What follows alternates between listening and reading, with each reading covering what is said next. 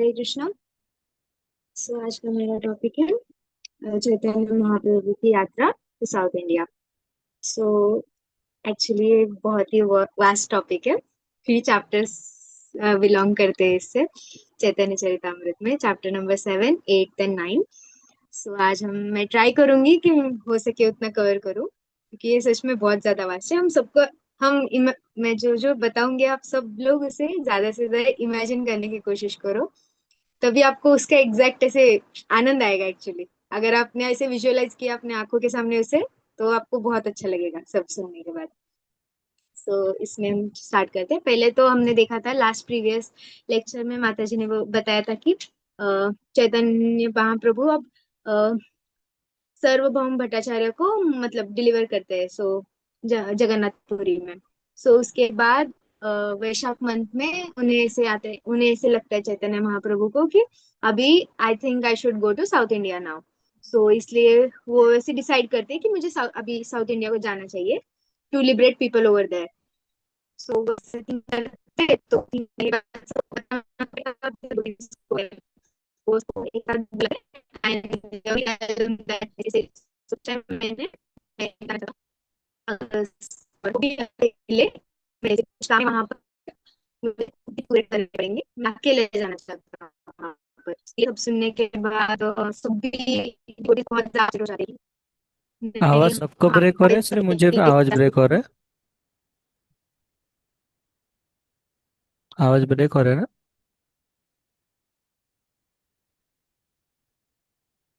Just a minute sir. Hmm, कम है, जल्दी बताओ। हाँ, ओके। सो वैशाख मंथ में चैतन्य महाप्रभु थिंक करते कि अभी उन्हें साउथ इंडिया के टूर के लिए निकलना चाहिए। वो सभी डिवोटीज को साथ में बुलाते हैं, उन्हें हम्बली इन्फॉर्म करते हैं कि अभी यहाँ तक का जो भी था, तुम लोगों ने मुझे इतना सपोर्ट किया वगैरह, सबके लिए थैंकफुल ग्रेटिट्यूड दिखाते हैं। और बोलते हैं कि अभी मुझे यात्रा के लिए निकलना पड़ेगा, वो भी अकेले। मतलब ऐसे बोलने के बाद सभी डिवोटीज बहुत ज्यादा ऐसे साइलेंट हो जाते हैं और पूरा ऐसे सैड हो जाते हैं। वो सब बोलते हैं कि आप अकेले कैसे जाओगे, हम में से एटलीस्ट 2-3 लोग तो आपके साथ आते हैं, आप अकेले कैसे सब मैनेज करोगे वगैरह। उसके ऊपर चैतन्य महाप्रभु बोलते हैं, अगर मैं उन्होंने एक सिमिली दी है कि मतलब वो कितने ज्यादा हम्बल है कि उन्होंने ऐसे बोला कि मैं बस तुम्हारे हाथ का ऐसे पपेट या फिर डांसर जैसा हूँ, और मेरे सभी स्ट्रिंग्स तो आप ही लोगों के हाथ में है। लेकिन अगर आप सब लोग मेरे साथ आओगे तो मैं कुछ कर नहीं पाऊंगा। मतलब जो मुझे वहां जाकर करना है वो सब मैं कर नहीं पाऊंगा इजीली। इसलिए वो बोलते हैं कि इस बार मुझे अकेले जाने दो, मैं वापस आऊंगा यहाँ पर। तब तक तुम सब लोग यही जगन्नाथपुरी में रहकर यहाँ पर सेवा करो, प्रीचिंग करो, ऐसे बोलते हैं। और उसमें ये भी बोला है उन्होंने कि मतलब नित्यानंद प्रभु उन्हें बोलते हैं कि एटलीस्ट आप हम में से किसी को नहीं ले जाना चाहते तो एटलीस्ट एक, मतलब अभी आपके एसेंशियल्स जो भी कैरी करना होगा, लाइक क्लोथ्स वगैरह एंड वाटर पॉट वगैरह, तो वो ले जाना है, वो तो कंपलसरी ले जाना ही होगा। लेकिन आप तो हमेशा माला करने में बिजी रहते हो, आपके हैंड्स तो बिजी है, तो आप वो सब कैरी कैसे करोगे? एटलीस्ट उसके लिए आप एक इंसान को तो अपने साथ लेके जाओ, बोलकर कृष्णदास बोलकर है एक इंसान, उनको बोलते हैं कि ये सिंपल एक है, ब्राह्मण है, वो आपको कुछ भी नहीं बोलेगा, रोकेगा नहीं, टोकेगा नहीं आपको किसी चीज के लिए, बस उसको आप अपने साथ लेके जाओ। तो फिर इस रिक्वेस्ट को चैतन्य महाप्रभु एक्सेप्ट करते हैं। अभी जब वो जाएंगे ट्रिप को, तब कृष्णदास उनके साथ जाते हैं साथ में। इन सबको ऐसे मतलब ग्रेटिट्यूडली बाय वगैरह बोलने के बाद वो जाते सार्वभौम भट्टाचार्य के घर पर, उन्हें बताने के लिए कि मैं ऐसे निकलने वाला हूँ बोलकर। उन्हें जब वो इन्फॉर्म करते हैं घर जाने के बाद, तो वो बहुत ज्यादा इमोशनल हो जाते हैं, पूरा ऐसे उनके पैर में गिर जाते हैं और बोलते हैं कि आप एटलीस्ट और 2-3 दिन तो हमारे साथ रुकिए, मतलब अभी ऐसे जाओगे तो मैंने अभी तक अच्छे से सेवा नहीं की, कुछ नहीं, ऐसे बोलते हैं। उनकी ये बात सुनकर चैतन्य महाप्रभु और कुछ दिन रुकते हैं वहां पर ही। 5 दिन तक वो रुकते हैं और फिर नेक्स्ट डे वो जाते हैं जगन्नाथपुरी, मतलब जगन्नाथ जी की दर्शन लेने के लिए। दर्शन लेने के लिए जाते, फर्स्ट टाइम जब वो दर्शन लेने के लिए गए थे, वो लिटरली फेंट हो गए थे, मतलब इतना ज्यादा ब्लिस में चले गए थे वो, देखते ही फेंट हो गए थे, वहां पे उनके साथ कोई था भी नहीं। अभी सेकेंड टाइम जाने टाइम पर वो भट्टाचार्य को अपने साथ लेके जाते हैं, वहां जाकर दर्शन वगैरह करते हैं, और फिर वो उन्हें सेंड ऑफ करते हैं। सेंड ऑफ जब वो करते हैं, तब वो निकलने के बाद भट्टाचार्य वहीं पे बेहोश हो जाते हैं। और ये बात का यही चैतन्य महाप्रभु को रहता है कि हाँ भट्टाचार्य से अभी बेहोश हो गए, लेकिन वो रुकते नहीं, क्योंकि अभी अगर रुके तो फिर जर्नी कंटिन्यू नहीं होगी और उसको और फिर डिले होगा। मतलब इसमें और एक बात बताया कि he sometimes like just so soft as a flower and sometimes so hard as a thunderbolt. ऐसे एक सिमिली दी है, मतलब हम प्रिडिक्ट नहीं कर सकते कि इसके पीछे वो इतना क्यों हार्ड बिहेव करे, कभी कभी तो इतना प्यार से मतलब डाउन टू अर्थ सब, और कभी पता होने के बाद भी वो रुके नहीं, कि पता है बेहोश है फिर भी नहीं रुके। तो हम प्रिडिक्ट, हमारा नॉर्मल माइंड इसे पता ही नहीं कर पाता कि ये क्यों हो रहा है। उनकी जर्नी बिगिन होती है। वो जैसे ही नेक्स्ट विलेज में जाते हैं, मतलब जस्ट नेक्स्ट टू जगन्नाथपुरी जो विलेज में जाते हैं, वहां पे जाने के बाद सभी लोग वहां पे गारलैंड लेके उनके स्वागत वगैरह करते हैं। और फिर वहां पे भी ये सभी जो भक्त लोग होते हैं वो वहां पे आते हैं। वो नाइट वो वहीं पे स्टे करते हैं, सबको फिर से बाय वगैरह बोल के आगे निकलते हैं। यहाँ से उनकी actual journey to south India start होती है। वहां तक बहुत सब लोग पूरा सौरों में रहते हैं कि नहीं जाना चाहिए ये, फिर भी वो जाते हैं। उनकी जर्नी बिगिन होती है यहाँ पर। हम उसके बाद देखेंगे कि फर्स्ट उन्होंने पॉइंट बताया है कि जगन्नाथ, अभी चैतन्य महाप्रभु जिस भी विलेज में जाते थे वो नाइट में स्टे करते थे। लाइक रोड साइड में कोई भी एक टेम्पल होगा, वहां पर वो स्टे करते थे। वहीं पर नेक्स्ट मॉर्निंग वहां पर ही टेम्पल में जो प्रसाद मिलता है वो प्रसाद वगैरह ग्रहण करते थे। नेक्स्ट मॉर्निंग बात वगैरह करके फिर उनकी जर्नी कंटिन्यू करते थे। लेकिन वो जहां जहां पर रुकते थे, मतलब जिस भी विलेज में प्रीचिंग वगैरह करने के लिए जाते टाइम पर रुकते थे, वो इतना ज्यादा ग्लोरियस थे, लाइक इतना मैग्निफिसेंट ऑरा था उनका कि हर एक लोग उनकी तरफ अट्रैक्ट होके आते थे। लाइक ये कौन है, मतलब आने का, वहां पर रुकने का, उन्हें उनको बस देखने पर से ही वो उनके अंदर भक्ति भावना जागृत कर देते थे। मतलब जो भी उनसे एक बार मिल के गया हुआ इंसान है, या फिर उन्हें देखकर कोई अपने घर गया है, या वो लोग घर जाने के बाद भी बस भगवान का नाम लेना, कृष्णा का नाम जप करना, और लोगों को इंस्पायर करना to chant Hare Krishna and all. मतलब बस just by seeing his sight they were becoming devotees. हम इमेजिन कर सकते हैं कि क्या ऑरा क्या होगा।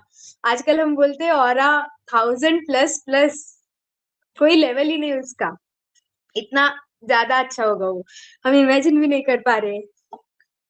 ऐसे इसमें एक डिटेल डिस्क्रिप्शन दिया है कि एक जगह है कुर्म क्षेत्र बोलकर। कुर्म क्षेत्र में वो रुके थे, मतलब यूजुअली हर एक विलेज में रुकते थे। एक कुर्म क्षेत्र था, वहां पर भी ऐसे सभी लोग उनके पास आए वगैरह। एक वैदिक ब्राह्मण थे, उनका नाम था कुर्म। वो जब चैतन्य महाप्रभु को मिलते हैं, वो बहुत ज्यादा इम्प्रेस हो जाते हैं उनसे। वो उन्हें मतलब इनवाइट करते हैं उनके घर पर आने के लिए वगैरह, घर पर बुलाते हैं। चैतन्य महाप्रभु एक्सेप्ट करते हैं एंड वो उनके घर चले जाते हैं।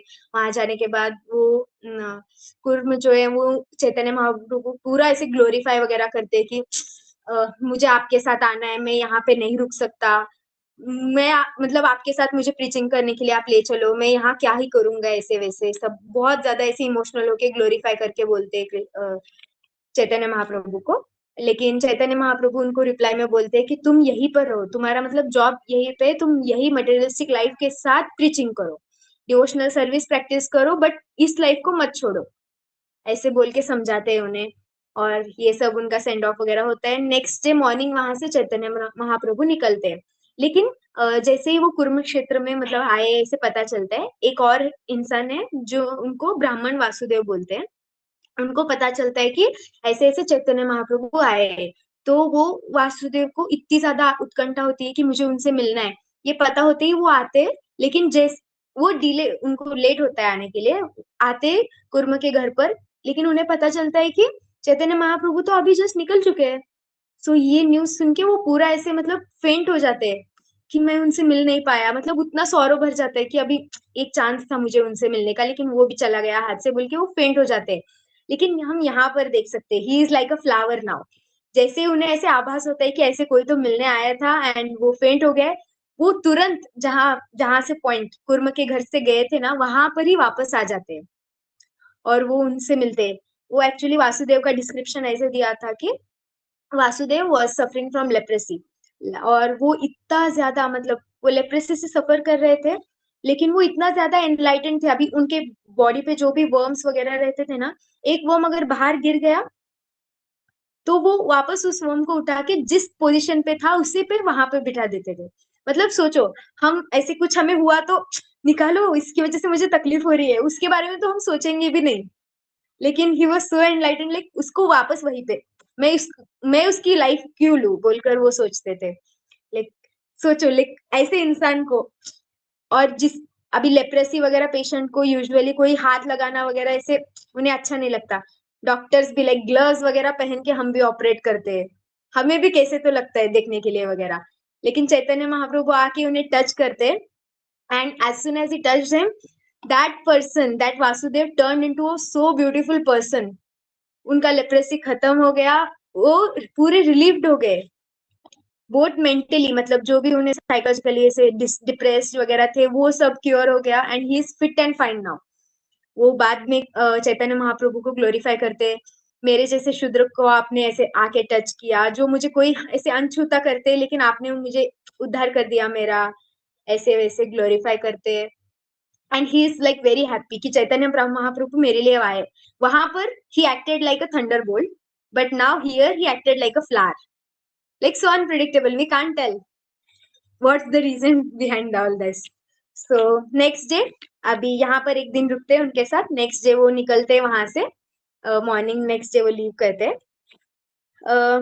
हाँ, और इस इंसिडेंट की वजह से चैतन्य महाप्रभु को वासुदेव अमृत प्रदा बोलते थे, उनको और एक नाम दिया था वासुदेव अमृत प्रदा। तो ये हुआ, this is all the description we heard in chapter 7. Now let's talk about chapter 8. इसमें अभी यहाँ से वो जर्नी कंटिन्यू करते हैं, फिर बहुत सारे विलेजेस में जाते हैं, बहुत दिनों तक ये सब चलता रहता है।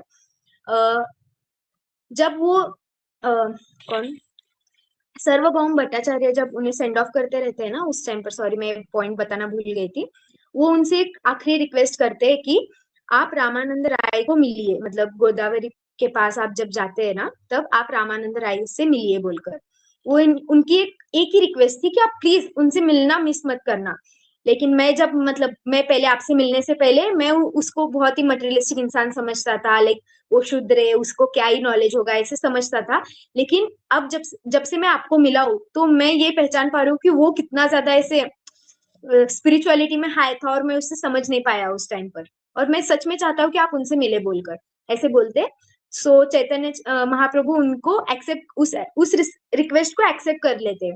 सो इसलिए अभी हम जो चैप्टर 8 देखेंगे वो कंप्लीटली बेस्ड है रामानंद राय एंड चैतन्य महाप्रभु के टॉक्स के ऊपर। सो उसमें क्या इतना स्पेशल है, सो ऐसे देखेंगे हम। अभी जब चैतन्य महाप्रभु घूमते घूमते अभी गोदावरी तक पहुंचते हैं। एक दिन जब वो गोदावरी पहुंचते, सुबह में जाकर वहां पर स्नान वगैरह करते हैं गोदावरी तट पर। फिर स्नान वगैरह करने के बाद, मतलब ऐसे बताए कि जब वो गोदावरी को देखते हैं चैतन्य महाप्रभु, उन्हें यमुना की याद आती है। एंड जब वो फॉरेस्ट से पास होते रहते हैं वहां के, तो उन्हें उस टाइम पर वृंदावन की याद आती है, लाइक ही जस्ट को related those things so beautifully. So after, जब वो बात वगैरह लेते, हिज यूजुअल रिचुअल्स, मॉर्निंग बात लेने के बाद आफ्टर दैट बात प्लेस जो था उससे जस्ट कुछ माइल दूर पर वो जाकर वहां पर बैठ के जपा वगैरह करना चालू कर देते।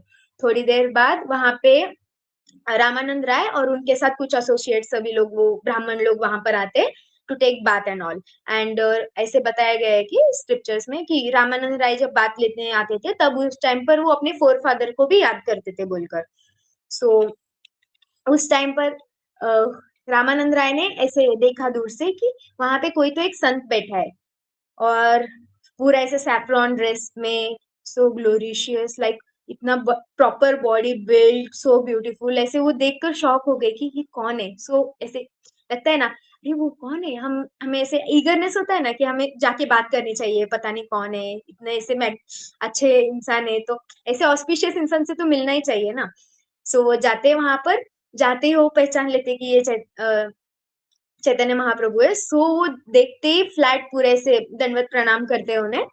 एंड वो देखने के बाद, उससे पहले हमें ये बताया कि चैतन्य महाप्रभु को जब पता चलता है ना अभी रिवर के तट पर रामानंद राय है, चैतन्य महाप्रभु के मन में पूरा वही चलता रहता है, मुझे उनसे मिलना है। लाइक ऐसे डिस्क्रिप्शन दिया है कि वो भागते रहते हैं अपने मन में कि उनसे मिलना है, उनके पास जाते रहते हैं। लेकिन फिजिकली ही स्टिल एंड काम and doing his chanting, but mind पूरा उनके पास। लेकिन जब रामानंद राय आते हैं वो ग्लोरीफाई करते हैं कि मुझे आपसे आपको मिलने का चांस वगैरह मिला, ऐसे वैसे दोनों एक दूसरे ग्लोरीफाई करते हैं। और वो टाइम ऐसे रहता है, लाइक दोनों की आंखों में पानी रहता है, like they were both, their eyes were filled with water, and लोमहर्ष हुआ रहता है, लाइक बॉडी हेयर्स ऐसे स्टैंड होते हैं ना, लोमहर्ष हुआ रहता है, and they were like so filled with joy, like हमें एक दूसरे को मिलने का मौका मिला, ऐसे बहुत ज्यादा। और वो रामानंद राय बोलते हैं कि आप इतने ज्यादा, मतलब आप कृष्णा के स्वरूप है और मैं बस ठहरा एक नॉर्मल इंसान, मटेरियलिस्टिक, वो गवर्नर रहता है कुछ तो, सो ऐसा इंसान। और ऊपर से जो 4 क्लासेस ऑफ मेन हमने मतलब स्क्रिप्चर्स में पढ़ा है, ब्राह्मण वगैरह, उसमें वो शूद्र कैटेगरी में आते थे, और ऐसे इंसान को आपके दर्शन हुए, ये कितना दुर्लभ है। और वो बहुत ज्यादा ऐसे हैप्पी हो जाते हैं। सो ऐसे सब होने के बाद इनका बातें चल रहा होता है बाहर, वहां पे जो सब भी बाकी के ब्राह्मण थे ना, वो सब भी देखकर कितना, मतलब ये इतने कैसे एक दूसरे को ऐसे ग्लोरीफाई कर रहे हैं, ऐसे सोचते रहते हैं। उनमें से एक ब्राह्मण जाके चैतन्य महाप्रभु को घर पर लंच के लिए बुलाते हैं। सो चैतन्य महाप्रभु एक्सेप्ट करते हैं, और फिर रामानंद राय बोलते हैं कि मैं आपसे डिटैचमेंट बर्दाश्त नहीं कर पाऊंगा, हम मतलब फिर बात वगैरह करनी चाहिए हमें, ऐसे वगैरह। सो वो डिसाइड करते हैं कि हम इवनिंग में मिलेंगे बोलकर। सो आफ्टरनून का खाना वगैरह हुआ वो ब्राह्मण के घर पर चैतन्य महाप्रभु का। सो उसके बाद वो नदी के तट पर जाकर वेट करते रहते हैं, रामानंद राय कब आएंगे बोलकर। अभी एक बार जब रामानंद राय वहां पर अराइव होते हैं तो उनका डिस्कशन स्टार्ट होता है। ये अभी डिस्कशन बहुत इंपॉर्टेंट है हमारे लिए। उनका डिस्कशन स्टार्ट होता है कृष्णा के ऊपर, लाइक मिलते ही टॉपिक, तुम कैसे हो क्या हो कुछ नहीं, कृष्णा के ऊपर बात स्टार्ट। तो वो कृष्णा के ऊपर बात स्टार्ट करते हैं, तो चैतन्य महाप्रभु अभी उन्हें देखना है ना कि रामानंद राय को एक्चुअली कितना स्पिरिचुअल नॉलेज है, मतलब कितना डीप नॉलेज है, उन्हें खुद ऐसे पता करना है, उनके मुंह से सुनने में उनको खुशी मिल रही है। सो वो उन्हें पूछते हैं, वो डायरेक्ट एक क्वेश्चन पूछते हैं उन्हें कि recite a verse from revealed scriptures concerning the ultimate goal of life. सबसे hard question, ultimate goal of life क्या है, यही पूछ लेते हैं वो उन्हें डायरेक्ट। तो उसके ऊपर रामानंद राय स्टार्ट करते बात करना। और उनका कैसे रहता है, स्टार्टिंग लो से और धीरे धीरे वो प्रोग्रेस करते रहते हैं, उनके आंसर्स हमने जो पढ़े हैं उसमें धीरे धीरे प्रोग्रेस रहता है। फर्स्ट जो उन्होंने रामानंद राय ने बोला तो वो था वर्णाश्रम धर्म के बारे में। वर्णाश्रम धर्म मतलब वो सोशल एंड स्क्रिप्चुरल सभी, उसके ऊपर वर्णाश्रम धर्म में 4 वर्ण है, उसके अकॉर्डिंग सबको स्पिरिचुअल जो जो नॉलेज मिलना चाहिए वो सब देना, उसके वजह से उन्हें लिबरेशन मिलेगा, ऐसे बोलते हैं। लेकिन चैतन्य महाप्रभु उसके ऊपर रिप्लाई करते हैं, no this is an external form, आप और आगे बोल सकते हो, ऐसे बोलते हैं। फिर नेक्स्ट रामानंद राय बोलते हैं कि कर्म अर्पण टू कृष्णा, लाइक हम जो भी कर्म कर रहे हैं उसका सभी हम क्रेडिट कृष्णा को देना, ये भी एक फॉर्म है ना स्पिरिचुअलिटी का। सो वो बोलते हैं कि हाँ, जो भी अभी खाना खा रहे हो तो पहले खाना खाने से पहले कृष्णा को अर्पण करना, या फिर जो भी दान धर्म करे हो कृष्णा को अर्पण करके करना। सो ये वाला आंसर देते, तो उसके ऊपर भी चैतन्य महाप्रभु बोलते हैं कि ये भी नॉट एक्सेप्टेड नहीं है, ये भी एक्सटर्नल फॉर्म है। तो फिर रामानंद राय बोलते हैं कि ज्ञान मिश्र भक्ति, ज्ञान मिश्र भक्ति मतलब knowledge, devotion mixed with knowledge and renunciation. हमारा मतलब नॉलेज को डिवोशन में इम्प्लाई कैसे कर पाना वगैरह, वो सब बातें। इस पे भी चैतन्य महाप्रभु बोलते हैं ये भी प्योर फॉर्म नहीं है। फिर नेक्स्ट रामानंद राय बोलते हैं कि शुद्ध भक्ति, शुद्ध भक्ति मतलब प्योर डिवोशन। सो इसको एक्सेप्ट करते हैं चैतन्य महाप्रभु। इसमें क्या क्या आता है, फ्री फ्रॉम कर्म एंड ज्ञान डिजायर्स, इन सबसे फ्री होना। लेकिन हम जो भी कर रहे हैं इसका हमें रिजल्ट से कुछ लेना देना नहीं है, हमारे अंदर कुछ डिजायर्स नहीं होना चाहिए, अरे मुझे ये चाहिए मुझे वो करना है, ऐसे नो डिजायर्स। एक जो भी है कृष्णा के लिए हो रहा है, कृष्णा करेंगे जो अच्छा होगा उन्हें, जो उनके लिए करना है हमें, बस इतना ही भाव रहना चाहिए। और इसको फिर वो एलैबोरेट करने के लिए बोलते हैं चैतन्य महाप्रभु। और वो बोलते हैं कि मैं ईगर हूँ सुनने के लिए कि आप इसे एलैबोरेट कैसे करेंगे। तो उसको फिर फर्दर इलैबोरेट करते रामानंद राय बोलते हैं कि लेवल ऑफ डिवाइन लव है, मतलब कृष्णा के लिए हमारे जो प्रेम है उसमें लेवल्स रहते हैं। लाइक पहले दास्य, हमने पढ़ा था दास्य, साख्य, वात्सल्य एंड माधुर्य रस। दास्य मतलब एक्टिंग एज अ सर्वेंट, अभी हम कृष्णा के सर्वेंट है ऐसे बोलकर सब कृष्णा के लिए सर्व करना वगैरह। सो वो दास्य में आता है। फिर साख्य में मतलब फ्रेंडशिप, सुदामा की फ्रेंडशिप थी, सो वो एक साख्य रस था। फिर वात्सल्य, वात्सल्य में नंद महाराजा एंड यशोदा। लाइक सोचो कि यशोदा ने ऐसे, माता ने ऐसे क्या किया होगा। लाइक कृष्णा उन्हें मतलब माता बुलाते थे, उनका स्तनपान करते थे। लाइक सो प्योर, हम सोच भी नहीं सकते। ब्रह्मा विष्णु इन सब, ब्रह्मा शंकर इन सबको भी ये रस नहीं मिला आज तक, वात्सल्य रस। So pure. और उसके बाद लास्ट आता है माधुर्य रस। माधुर्य रस मतलब कंजुअल लव, मतलब उसमें सभी गोपीज वगैरह आते हैं। और ये जो गोपीज का मतलब क्या, गोपी का लव जो है उसको सुप्रीम बोला जाता है। मतलब रामानंद राय वहां डिस्क्राइब करते हैं कि love of Gopi is supreme utmost. And उसमें भी स्पेसिफिकली श्रीमती राधा रानी का जो लव फॉर्म है, इट इज टॉप मोस्ट। मतलब उनका लव फॉर्म ऐसे था कि वो कंप्लीटली कृष्णा को कंट्रोल कर पाती थी। लाइक उसमें उन्होंने डिस्क्रिप्शन भी दिया है कि अगर वो रास जब चलता था उस टाइम पर, अभी सभी गोपीज है एंड उस टाइम पर रास चल रहा है, एंड अगर राधा रानी को ऐसे फील हुआ कि Krishna is not giving me attention, like वो चली जाती थी वहां से। And it would affect Krishna so much, like वो ढूंढते ढूंढते राधा रानी के पीछे चले जाते थे। वहां इतनी सारी गोपीज होने के बावजूद वो हो जाते थे। Like she was able to control him completely. So it is the utmost love form.